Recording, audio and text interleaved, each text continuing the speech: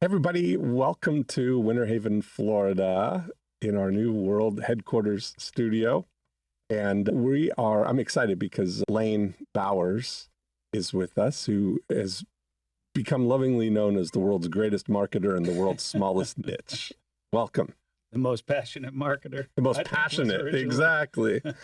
I love it. And so Lane, let's kind of set the table here. You may recognize Lane's voice from his previous appearance on the More Cheese Less Whiskers podcast. And Lane's been a friend now for 25 years.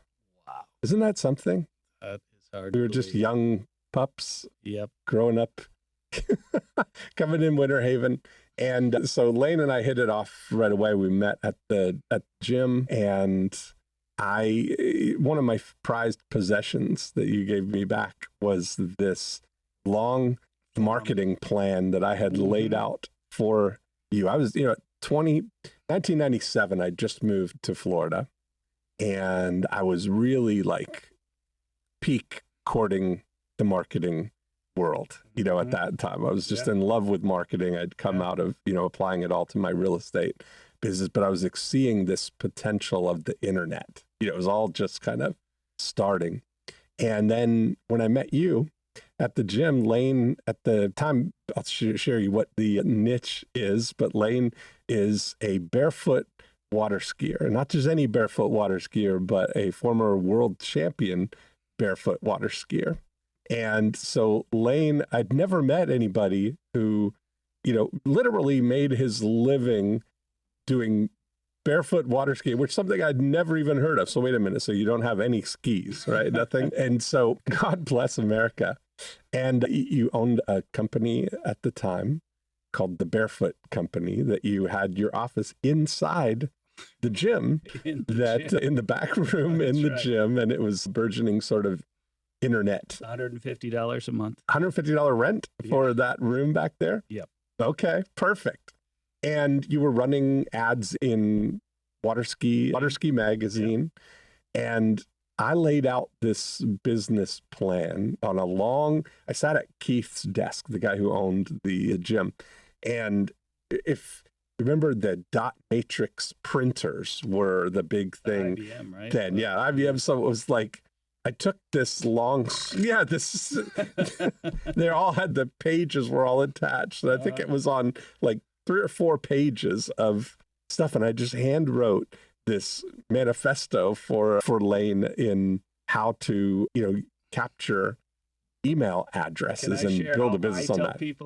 Tell me what happened. I tell people that same version is how we met and talked, that you asked me, hey, do you mind if I write out a little business plan for you? And me thinking like, what?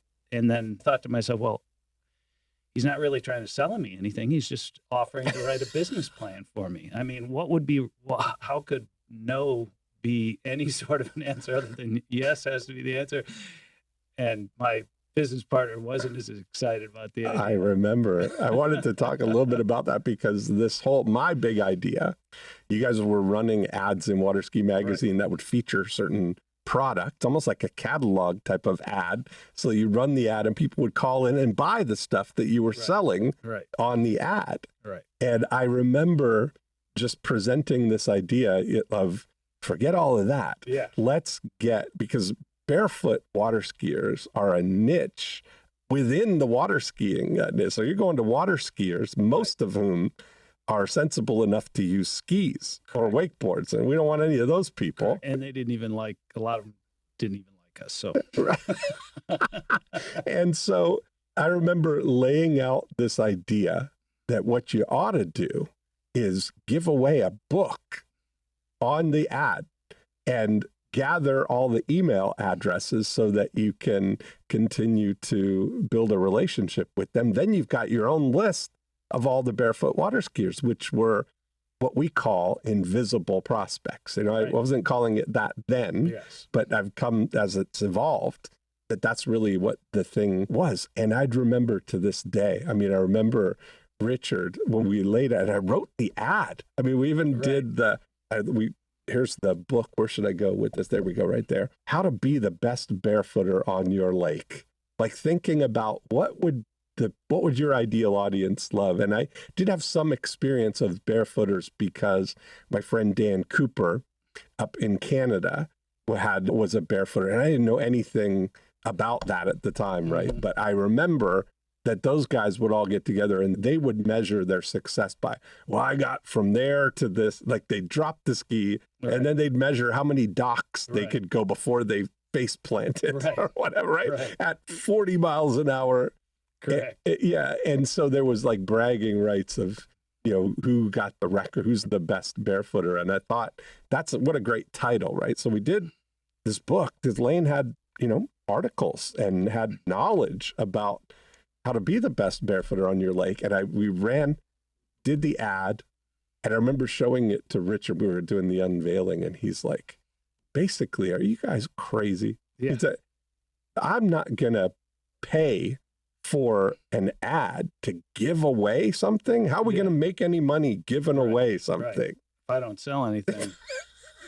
Like, absolutely. I'm putting my foot down. Yeah, $750 for our 3-inch ad. But whatever it was. And then we did full page ad on the thing. And it's just so funny because the rest, it kind of, I just remember you and I kind of joked because the response was, my plate is full. Right. I got my hands full running. My side of it was, I read it.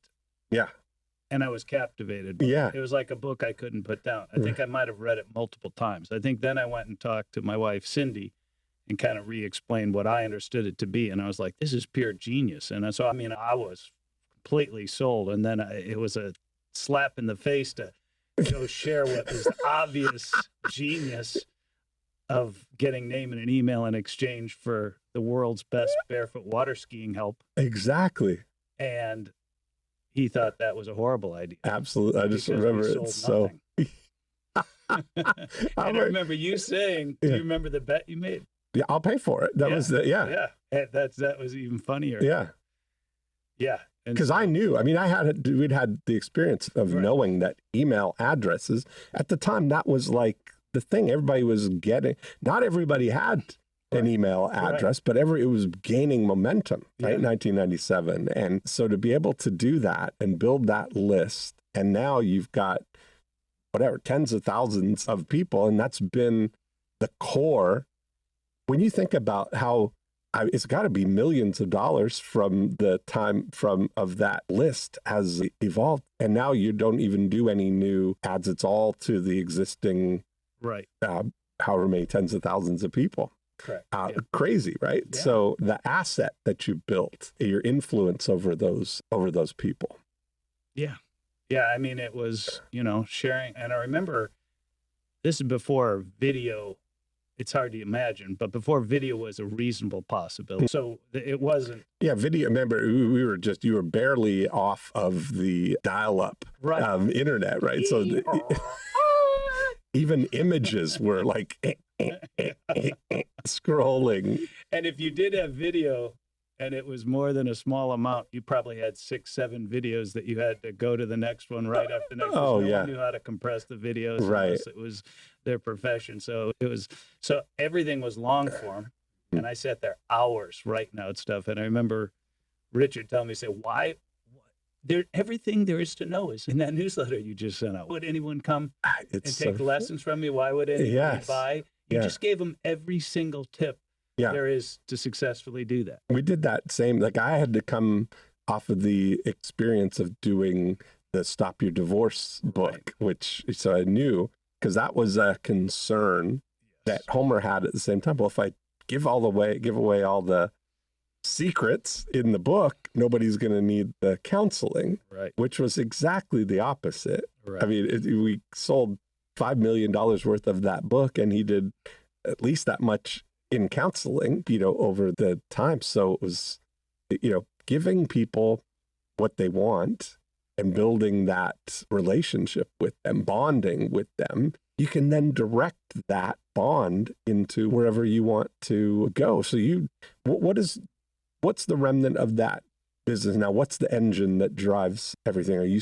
How often do you send out the emails to people. On my list, the ones that I've already done, including the newsletters and the videos, go out pretty much every week. So, but I haven't created a lot of new content. You're like Seinfeld in syndication. I'm in syndication. Yeah, and that's the thing. What I'm excited about this new season of the More Cheese Less Whiskers podcast, because since COVID, we've been in syndication for 2.5 years now. I've done a couple hundred episodes, and we just rotate around and no impact because I've already written all the emails and everything like that. So we send 3 emails a week just on a 3-year rotation.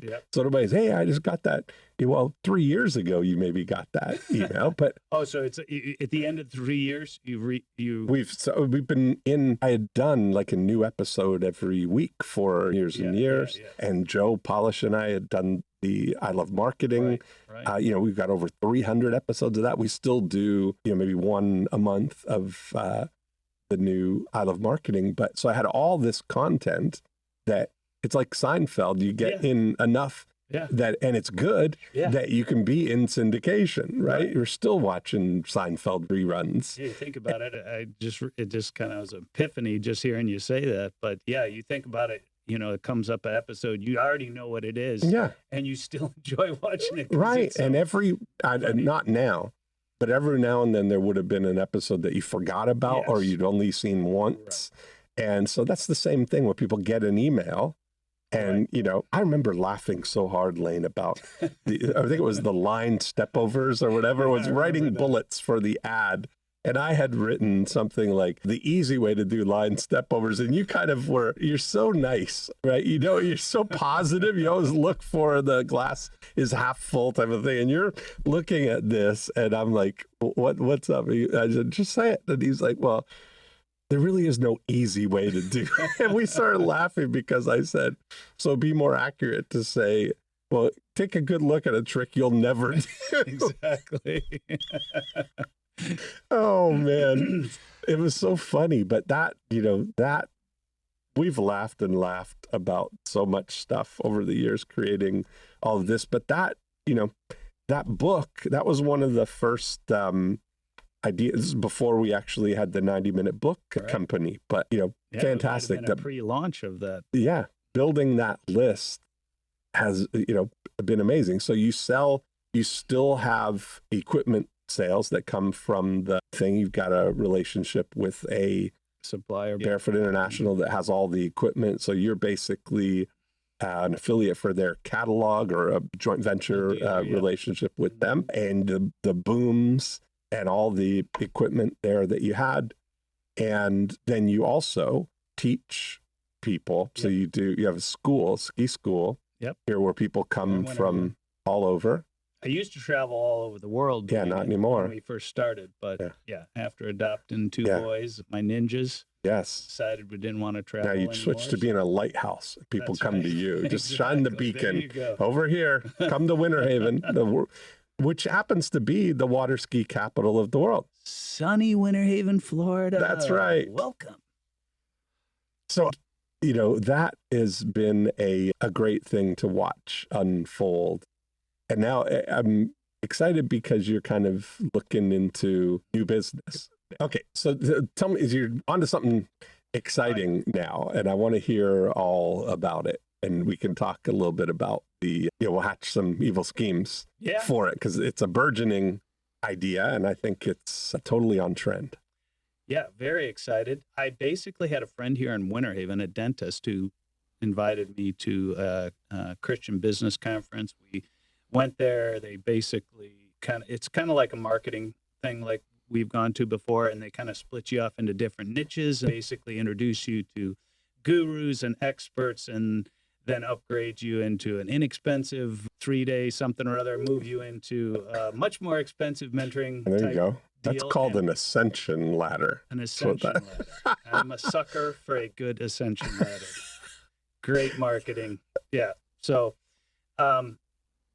it was, and my son Zane was at the time 16, and I really wanted to see if he had some kind of entrepreneurial spirit and, what we could explore. I'd love to involve my kids and family in what I do. So anyway, we end up getting a mentorship package in some real estate stuff. So we started exploring real estate. I started exploring. We decided to kind of concentrate on, at the time we thought mobile home parks, buying mobile home parks was a great idea. Then I started, as I was doing the homework and filtering through all the possibilities of different businesses and mobile home parks, I decided I was sick and tired of looking at 8, 9% cap rates. And I thought, well, what if I just change the filter to, I don't know, 20, 25%? You know, what is there anybody offering anything that has more money instead of less money, more meat? And as I did that, I came across a business that was an assisted living business. We actually tried to buy the business. It didn't work, which was so fortunate because we knew nothing about it. So then progressed into another mentorship and deeper into the niche and became involved in getting all the training on assisted living. And so that business, I now have about 5 partners that we partnered up together, and we're going to be launching basically assisted living mansions that are going to be 10,000 square foot homes that are going to house 16 grandma and grandpas, mom and dads. Yes. And we're excited to, do something where we can, just kind of love on these people and provide them probably the best living environment they've ever had. Because really nobody wants assisted living. Everybody would like to age out at home. But the reality is when that becomes too big of a burden, what if it was a step up instead of a institutional type thing? What if it was an incredible home? I can't believe I get to live here. Exactly. Yeah. Cindy, my wife, when she saw I might move in. What's the minimum age? Can't live in a home like that. Our home isn't that nice. Yeah, what's the minimum age to get in? Yeah, exactly. Can we start now? That's what we've done. Because the mentorship was specific at that time, it's very difficult to find someone who had a business in a box for assisted living. Very difficult to find. And once we found somebody, we found some people we needed to filter out and kind of line up with our values. And then we found an incredible group of people who are mentoring us in opening, and they'll be hands walking us, holding hands, walking us through the process of opening our first one, which will be in Texas. The reason it's going to be in Texas, 3 of my partners are there. And so it's a bit more of a hands-on business. You can't be completely passive investor in this. So we're starting in Texas, and then we're going to be quickly building out. And our goal is to, build out 100 of these homes and try and position ourselves over the next, 10 years of the baby boomer parents coming in. We'll try and get in and have all the systems in place. And this is that's kind of exciting because as we're aging population here, I think I shared with you because I've been doing a lot of work with financial advisors and realizing that there's 10,000 people a day right now turning 65. That's crazy. And that's going to happen all the way till you turn 65. Exactly. You're the last boomer. Yeah. Right? Like 64. Literally the last one. I have a plaque. You barely got in, right? Well, you're a January birthday, so but you're the last year of the boomers, and so you look at it that, as the boomer parents are, getting to the stage that they need some assisted living, and I went through that experience with my mom. She had Alzheimer's, and that landscape of when you need to find, she needed memory care, which is a whole different thing than just assisted living. That's part of our business model as well. Memory care. That is going to be an amazing thing because when we went through it, there were all these, she was in Toronto, so we went and looked at all of these. There's amazing assisted living facilities that if you're healthy and don't need extra care, there's wonderful environments for you. But when you get to needing memory care, that is far more institutional now. And so to find, a nice memory ward of a section of a nice assisted living was a real find. And there's a group of people who help you source these places. So I had some experience of that, but knowing, not knowing where to turn it's not on anybody's radar until you need it. It's one of those things that's all around you, but you don't even pay attention to it until you are in that situation. Yeah. Right.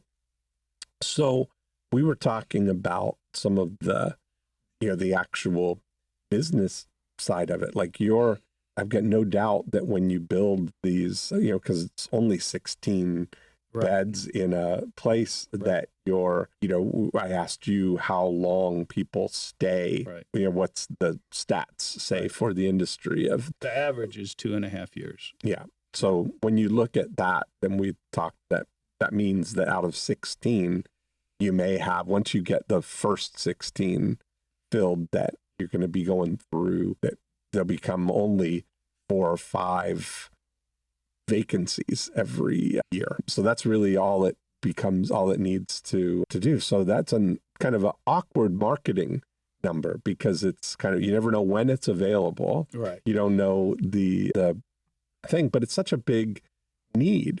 Yeah. And so I was sharing with you the idea of thinking about separating the during unit of that, meaning from time somebody says, yes, I'd like to come move in, and the operation of that, creating that amazing experience for people, the value proposition, operationally running it profitably, keeping a good reputation and all of that.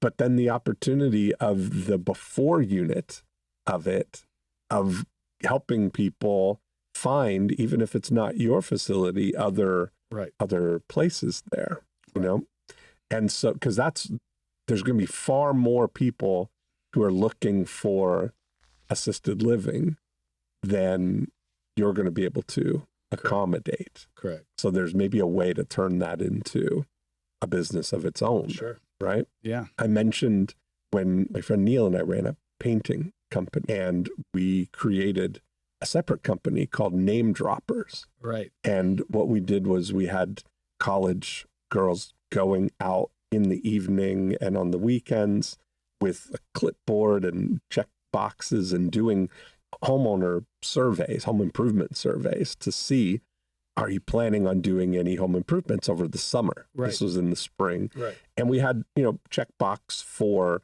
roofing, windows, siding, driveway, deck, fence, pool, all 25 different things, because it all came from this idea that, wow, every one of these other businesses is looking for the same person, right? The homeowner in this neighborhood.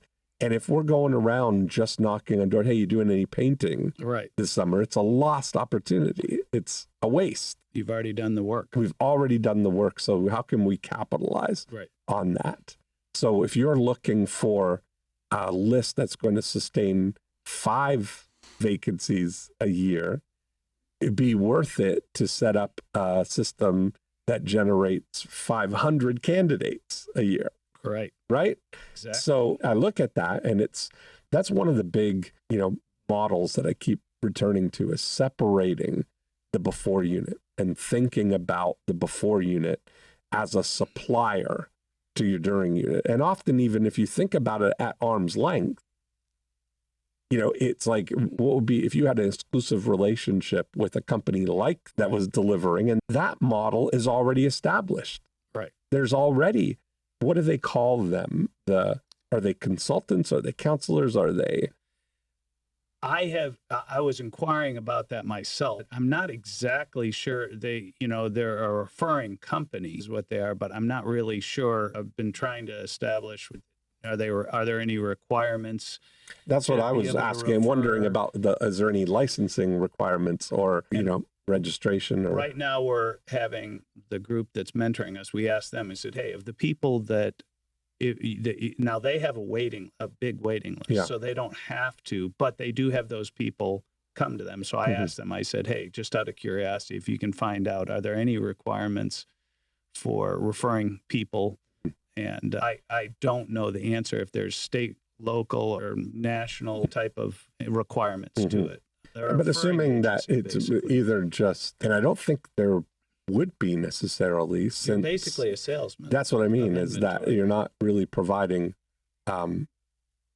You're not actually providing service. You're introducing somebody there. And there's an established kind of commission structure, right? What did you say? It's 50% of the first month's rent. Right. So anywhere between $5,000 and $10,000 a month of cost for it, whatever that amount is, half of that is the commission for the first month. Yeah. So I love that idea. I love that model. That's already established. And then it becomes how little can you spend to get that? So I always look at, we talk about the difference between visible prospects and invisible prospects, right? That you can't get a list of people who are just about to need assisted living. It's not that, not like chiropractors or assisted living facilities. If your thing is trying to approach them, they're right there. They're not hiding. They're in plain sight. So the value that you can create is in gathering that list of people, right? That people who... And I never, as many times as you've said that to me, as many times have I heard it, even in the workshops that I've been a part of that you've done, it never, in my existing business of barefoot, did that click until now. Yeah. Because I need that. But that's the same principle of what you've done, what you did in barefooting is the people, you want to be in business with people who want to be the best barefooter on their lake. Right. You couldn't buy a list of those people. Right. So you created one and now you've got the biggest list in the world of them. Correct. Right? Yeah. And so now that model of creating those people. So I always look at it, if we look at our profit activators, profit activator one, select a single target market. So you take this is a geographic model that people who go into assisted living, they're not flying across the country to go to another. They're going within. They're looking within 20, not 20 miles, but 20 minutes of travel. Perfect. So 20 minutes. So let's call it 20 miles that you've got. If you take a market and you put that bubble around it, that's all you need is just to get without getting to the neighborhood. The good news is that there's never been a better time than now to be able to identify those people. I mean, right now, Facebook gives us that opportunity to geographically target, and YouTube and all these things where you can do geo-targeting. Right. And then you get your message and all you're looking to do is focus on that. I've been calling it being 15-mile famous, but that's the whole thing. You're ubiquitous in that 15 miles. So I look at it that what's the genesis thought that somebody who's going to need assisted living, it's generally not going to be the person who's looking for it for themselves. It's generally going to be the kids of their parents are going to need assisted living. Since the training, we're finding out that it's a 65 to 75, currently 65, or it could be 45 to 65-year-old and usually a daughter. Right. That's what was funny is they were building out their icon in the training. I instantly horribly thought of church lady. Okay, right. Because all right then. What have we got here?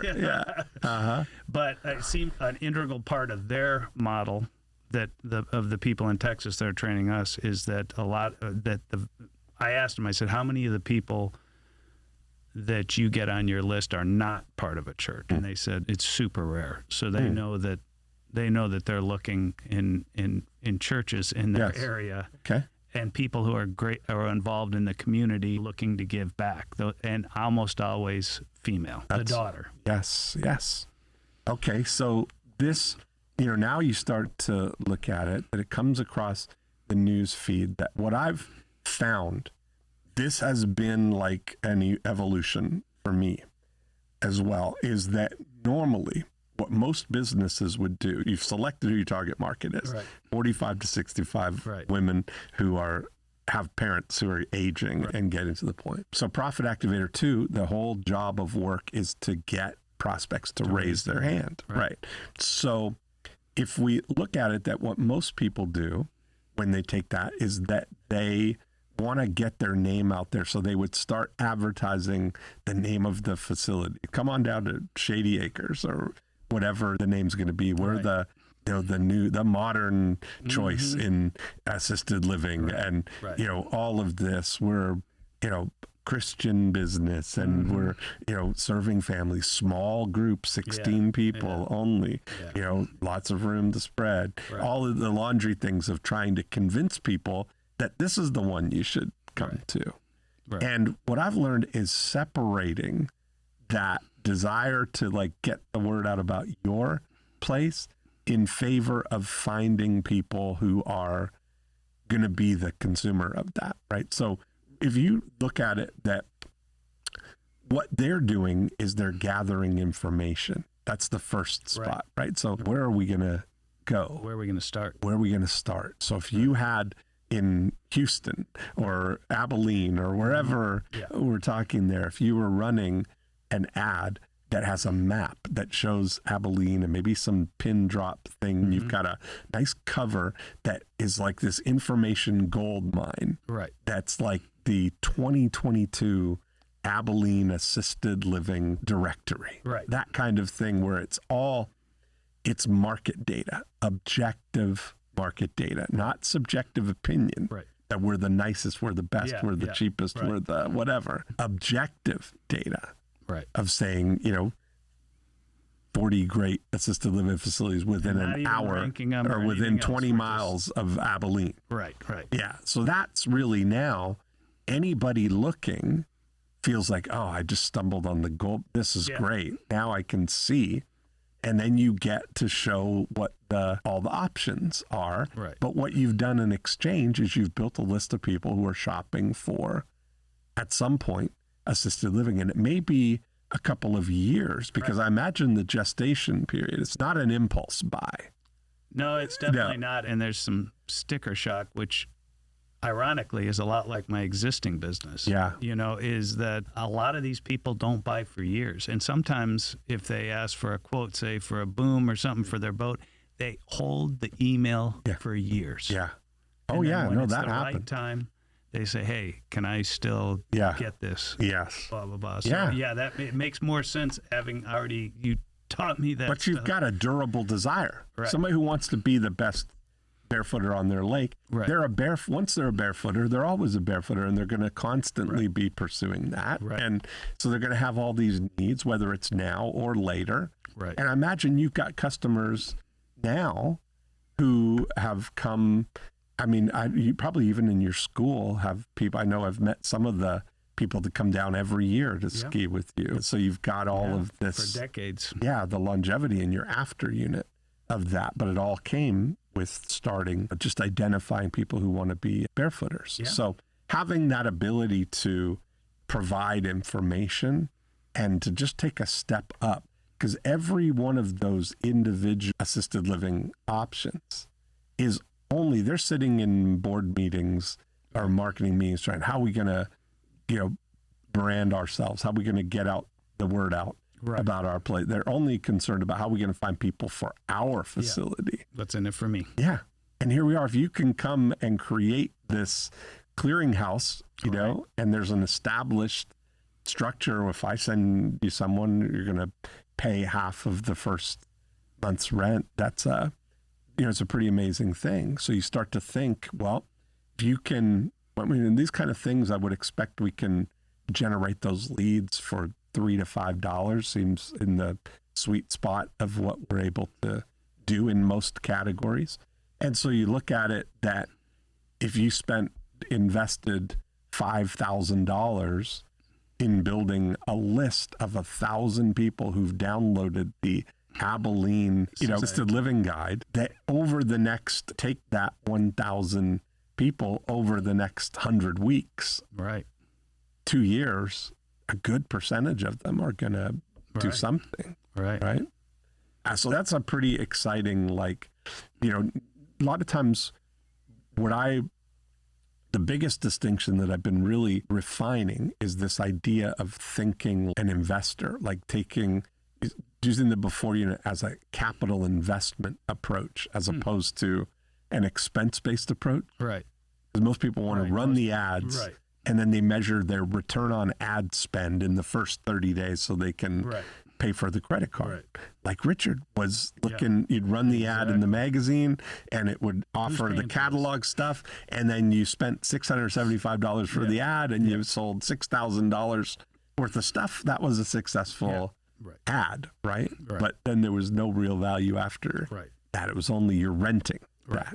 Right. But now with this, you get the list of people and you get to, for their life, you get a yield on that asset. So that's what I'm kind of excited about. And that even opens up another opportunity of thinking about, because I imagine that your approach to this facility that you're building, these mansions and going like a Four Seasons kind of approach where it's all about the experience and the, having a great environment for people, is I imagine there might be an opportunity to create that kind of support for people who want to do that at home as well. If you think about a separate business of this, I was thinking about how, condominiums, that's kind of where the model works, that people come and they get in these towers, right? They stack all the homes on top of each other, but you get to live in, there's no maintenance and you've got maybe a doorman and a concierge and there's some security, and anything that goes wrong, you don't need to worry about it. All the things. That's why older people generally move to Del Boca Vista phase 3, right? It's the whole, like the Clampuses and the Seinfeld, that they don't have to do any of the maintenance. It's all done for them. But I started thinking, what if you kind of decentralize that model, that there's all of the services that are available when you move into a condominium, that they're all centrally managed, but you're sort of putting your property into this condominium system in a way that you're now offering complete blanket support for people to live in their home like they're a guest in your assisted living facility, especially if they don't need memory care or need something that requires that they're capable, they can be in their own environment, that you've got the sort of hands-free sort of management of that you're living in that Four Seasons system, where all the property management is done, the care, the nursing, whether it's 24-hour care or it's people coming once a day to check on you or during the day or whatever, and you're monitored, it's a mile away or 2 miles away, that it's all monitored and stuff, that there's this middle ground of being able to create that kind of supported environment at home. It's kind of maybe you're saying that is a separate. Yes, that maybe this list, if I was thinking it through, as I think about these models, and I think that if I built this list of people who are searching for assisted living, but they're thinking about that as an inevitability, that I know we're going to have to ultimately get to there. A stepping stone, a baby step. Yes. What if we could solve the issue for you, that if you could create the best solution, that would be they get to stay home like they want to, but you as the parent who lives in Dallas, maybe is an hour away or something, you can't be there to do that. So in peace of mind, you're going to put you're looking for a place for them, that now they can get that support and peace of mind, but they get to stay in their home. And I think about all the, I've been doing work with Fairway Independent Mortgage on reverse mortgages, on the HECM home equity conversion, which would be a perfect opportunity, that people, they've got all this equity in their home. They could stay, you could have the house pay for the services that they need. I mean, I think it's such a great opportunity there, because it's really then only coordinating the service element of it. It's interesting, because a lot of the people that will end up coming into assisted living, especially if they want some, and our model is private pay and not Medicare. Absolutely. But a lot of those people will have to kind of somehow approach liquidating assets or whatever, which now reminds me that those reverse mortgage people might actually be a potential person we want to do business with as well. Yeah. And that's the thing, right? That there's that opportunity that they're going to sell the house and then put the money in the bank and pay for the assisted living from the house anyway. Right. So that could be an opportunity to have your 16 beds in the facility that you have in the mansion. But then there could also be 36 beds. There's 36 homes under management that could be a separate thing. Yeah, where they're having the own facility, expanding the beds. And then when they're ready, if they go from that at home kind of thing, just slide right into I've noticed some of the bigger companies are doing, like you think of what's north of us up there, what's the big 55 plus up north up villages. Yeah. They've actually kind of got that model where they have independent living. Yes. And then they've kind of done. Well, there's one right here in Winter Haven, that same thing on Overlook, Victoria, I forget what it's called, but just right across the street here. Yeah. That kind of thing. You can move from the villas into the assisted living. I think that ties in with what people really want, which is what you have to think about. Yeah. Like in my existing business, nobody really wants equipment. What they really want is that their kids get up on ski or without falling, or learn to barefoot without falling. Yeah. But that lends itself to equipment. I think most people in assisted living, the dream is to stay at home and age at home. That's what I mean. So how can we help them do that? Yeah. And then usually when someone falls once or twice, that's usually where they now say, this is too much. So either I need help with someone in the home, which is an option, and then basically we can educate them on that, and then help them maybe even to do that. But then there also comes another point where they might need to transition from, family member / caregiver to just going back to family member. Right. And then let someone else, provide the full, the full. But I love the fact that, this model, that's duplicatable with each of the facilities that you open potentially. That's the model that in all of those markets. I don't know that anybody's doing that kind of approach. Yeah, it almost seems like I'm seeing a lot of this tiny home stuff, which I've never really been excited about. But now, just here in Polk County, they've opened up an entire, not a trailer home park, but a brand new tiny home village. Where's that? The one that is on? I don't know the name. It's on the way to Tampa. Okay. I know. Rainbow Boat Basin out by me. Yeah. They've turned that into a little tiny home. Is that tiny homes? Yeah. There's really? Little. I think there's a lot of people who just want to handle less, have less overhead, have less to worry about, and that seems like, even though I don't know if that's being used, it seems like almost like a transition. It's like, listen, I'd love to live at home. I just can't handle this big house. Yeah. I could handle a little house. Right. Yeah. I mean, it's so great. But then you open up this whole other world. That's where, I talk about who else is looking for these people, like these home care nursing ones that offer that, but they don't offer property maintenance. And then there's other property managers who don't offer the things. It's kind of coordinating and putting it all together under one umbrella, where you're kind of putting all of these services together.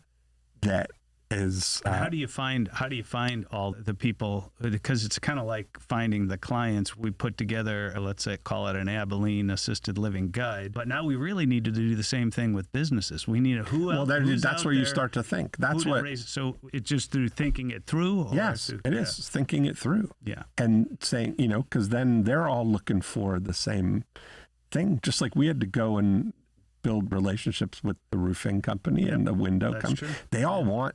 And they were only paying us for the result. Right. We were giving them the leads, and we were turning a profit generating our leads. The pool company would pay us a finder fee, and we hit this sweet spot where there was a new development that it was, they had to skip a summer, and this summer you were allowed to build pools now, right? Because all the settling and everything around it. All the construction was finished, and we fit this little sweet spot of, getting all these pool referrals, and we would make more money from the pool company than we would make if we painted all their eaves and soffits. Yeah. And so that was kind of a funny realization that sometimes it's more valuable for somebody else, because that, Yeah. that it comes down to J. Albert Abraham always said that what are they doing before you? What are they doing after you, because of you, or instead of you? Those are where the four corners of really opportunity are, right? Yeah. And so if you look at it, that if you're looking for the person, if you're fully booked and somebody calls and you don't have room for them, that's a lost opportunity. Right. So what are they going to do instead of you if they can't, is there? And if they're before you, the opportunity is this sort of transitional work or age at home kind of opportunity. Right. That now you've got a relationship with them, and why would they could still keep the same friendly faces, the same people, the same all of this, and just move into now this system, where now they come into the big house. Right. Yeah. Right. Very interesting. I just think that model, man, there's so much opportunity there. Yeah.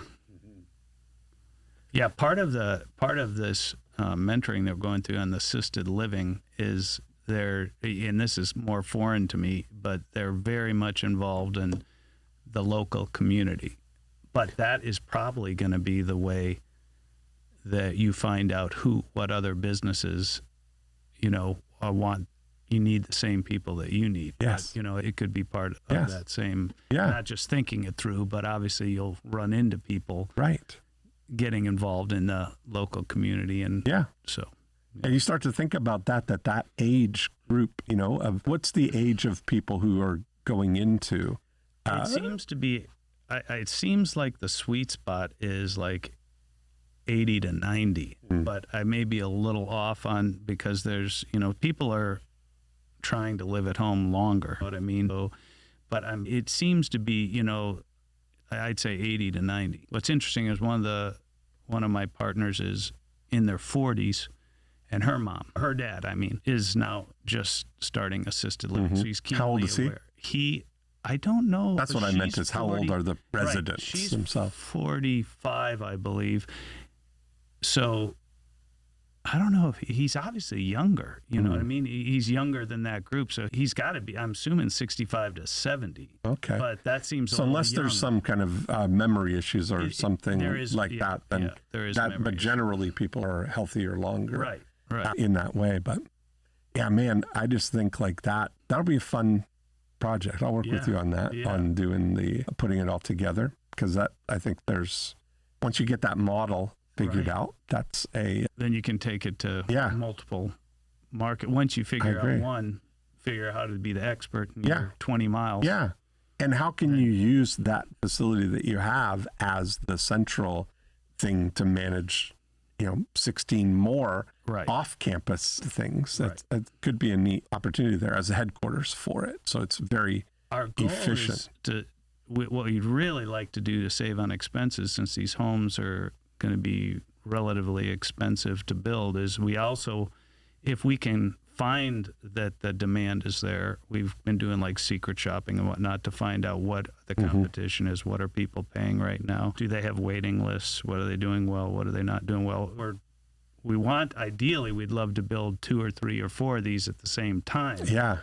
If we can find the demand. Same floor plan, same model, same. Not announced in a neighborhood of them, ideally. So we're looking for 3 to 4 to 5 acres, so that, we're hoping to do one world-class, the best assisted living home in the world model, and then hopefully have that, if we can find the demand through our, through the guide or whatever, obviously build a waiting list. And then, because that's what I love the that. mentor. I love that. That's a great opportunity. Yeah.